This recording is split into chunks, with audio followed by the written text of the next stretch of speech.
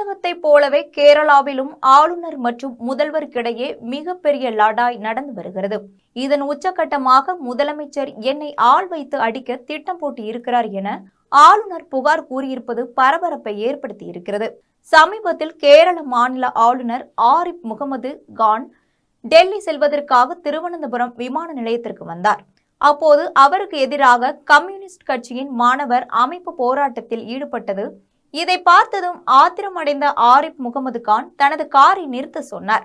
பிறகு காரில் இருந்தபடியே மாணவ அமைப்பினரை பார்த்து கோபமாக ஏதோ சொன்னார். தொடர்ந்து காரை விட்டு இறங்கி முகமது கான் போராட்டம் நடத்தியவர்களை கிரிமினல்கள் என விமர்சனம் செய்தார். மேலும் போராட்டம் நடத்திய மாணவர்களை நோக்கி ஆளுநர் நடந்து சென்று வாக்குவாதத்தில் ஈடுபட்டார்.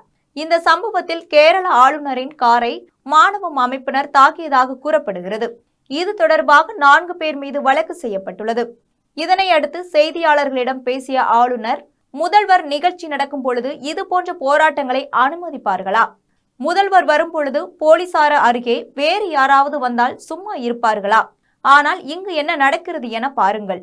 என்னை உடல் ரீதியாக காயப்படுத்தி சதி செய்து இவர்களை கேரள முதல்வர் தான் அனுப்பி வைக்கிறார்.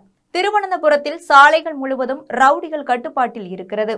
முதல்வருக்கும் எனக்கும் ஏதாவது உடன்பாடு இல்லை என்றால் அவர் என்னை தாக்க சதி செய்ய வேண்டும் என அவசியமில்லை.